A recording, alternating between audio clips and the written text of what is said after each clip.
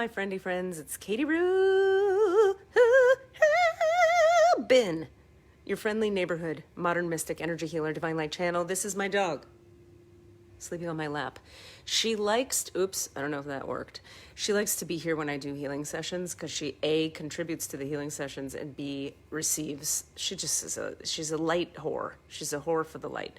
I had a psychic healer tell me once that Squeezel is an angel in a dog body. And I was like, yep, that reads.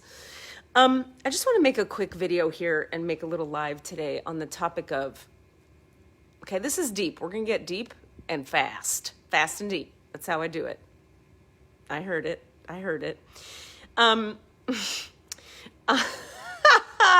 Good times. On the topic of divine will, what does it mean to be surrendered to divine will, to be on a spiritual path? I was working with a client today. What I want to say to you guys is I want to talk about some of the benefits of surrendering your egoic will to your higher self, your higher knowing, or you could say divine will. Why might you do such a thing? You're a thoughtful, left-leaning, thinking person, or a thoughtful, thinking person. I don't know which way you lean, but if you're an intelligent person, you've come to the conclusion in your life that like you gotta have freaking autonomy and control in your life. You make choices. You're an adult. You have responsibility for yourself. So why would you ever surrender to a notion of like, there is this like abiding divine light force that is driving the river of your life? Why, even the idea of surrender at all seems disempowering. It seems like it would bring only problems. It seems victim-y. It seems like you're going to be a sheep in a herd of unconscious sheep. Like you're going to be just blindly, like blind faith is a concept that comes up. People hate it, right? Left-leaning, intelligent folks, we hate blind faith because we're smart and we know better. All right. What I want to say is that when we start to follow the divine flow, aka activate our spiritual connection, surrender to the power of the divine, our lives do start to look different than how we might have thought they would look, but we get everything we need and we are taken care of. So I wanted to talk specifically about what that can look like and what that means, because this is a very abstract concept that I think a lot of people don't really understand. And hi to everybody who's here. Good to see you all. I can't really see because I'm doing this on my phone, but hi. So I want to give you an example from my own life, right? I have been developing this healing business and spiritual practice for a long, long time, 15, 20 years, something like that. While I was doing it, I was a working stage actor and still kind of am sometimes, I guess. It doesn't feel like it lately. Stand-up comedian, public speaker, all kinds of teacher. I teach at Stanford and I teach people things in various places. All right. In building my spiritual connection and becoming an energy healer, my energy healing business kind of took over and became like very central in my life. I've had a lot of resistance to that. I've had a lot of my ego wants to be like, yeah, but I really want to do blah, blah, blah. And so I honor those desires. I really want to do blah, blah, blah, speak more, stand-up comedy, acting. But I let myself feel that I want that. And I still look outside and go, well, do I have the energy today to pursue any of that? And for a long time, the only thing I really had energy to pursue was my own energy healing, like healing myself. And the way that healing for me has occurred has been through this connection with the divine. I've talked many times in many videos about how typical forms of healing just didn't work for me. And I believe that that's by design. I was meant to get activated on a spiritual path. It's just part of my life path, okay? The more I did my own healing work, the more the healing business became my main business, or like the central business in my life, or one of the central things I do. The more I just started to look around my life and go, wow, I'm really living in a very beautiful condo and I'm really making more money than I've ever made without trying too hard. And things just kind of come to my life and I got good friends that are actually very deep people. And I started to realize the thing they taught me in 12-step 100 years ago, which is that when you surrender to the divine, you will get everything you need, but not necessarily everything you want. I now understand what that means. Off, you guys, 9 times out of 10, the shit that I want ends up being something that exhausts me and does not nurture me and does not work for the timing of reality. How did I waltz into a pandemic with an online business already built? How have I been able to work from home through this injury to my ankle for 6 weeks now? Not very mobile, not very able to go anywhere. Have I lost any money or any income? No.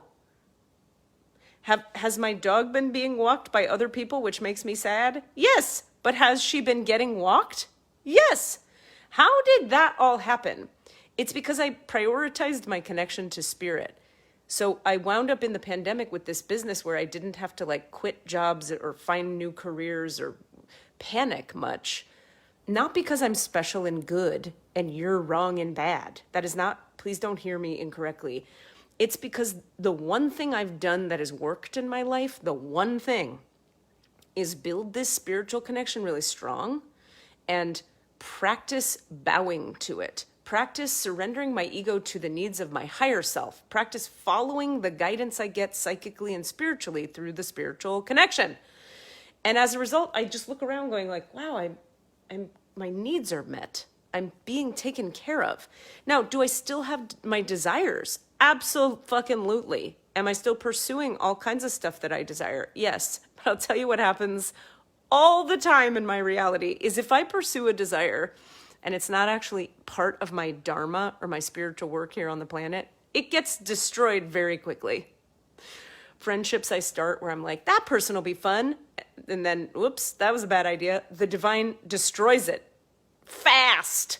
I'm a person who my friends tease me. I'm always starting a new business. So I have like 9 businesses at any given moment. They all fall apart. The ones that aren't meant to be here. But guess what keeps going? My divine light energy healing business. Why? Because it's my dharma. It's my correct work in the world that arose organically from being on a spiritual path. So I am not a perfect person. I am someone who works with the path of the ego in relationship to the path of the higher self or the spirit all day, every day. But something I happen to be good at is channeling divine light for the sake of the healing of others and reading the Akashic records, getting guidance and direction for other people through my spiritual connection.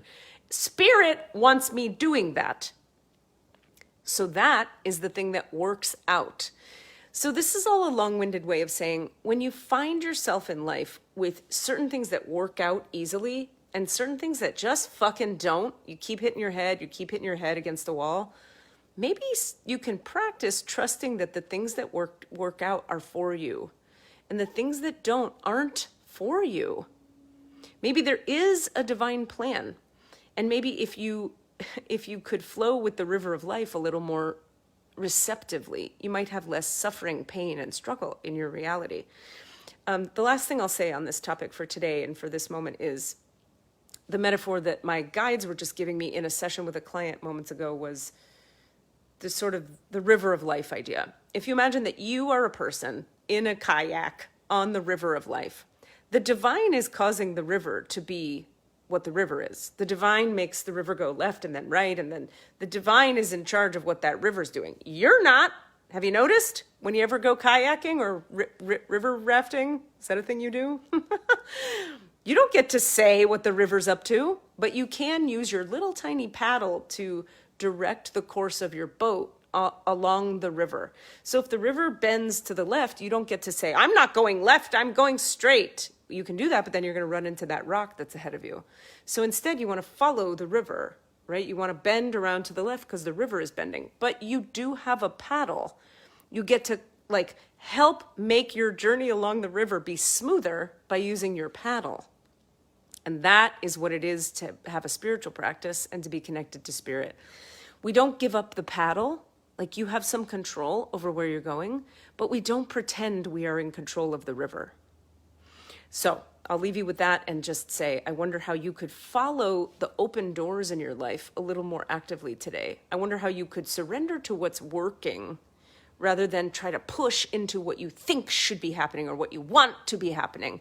All the while maintaining contact inside yourself with what you do want and just noticing as you want things and as the river guides you, which things that you want actually show up and are actually nourishing for you, and which things that you want that you get actually don't nourish you. And when you discover that the things that you want that don't nourish you, might that propel you into trusting the river a little bit more? That's all I got, my friends. I hope you're doing great today. Check out katierubin.com when you're ready to book a session or receive some divine light energy healing. It's powerful shit. Don't come if you're not ready for change, because my shit is powerful. This is my dog. Damn it. It tells me to rotate my phone every time I try to show you my dog. I don't think it works. Let's see if I can check. There's Squeezel, the angel dog. You get the idea. katierubin.com. I'll see you guys there. Have a great day. Take care.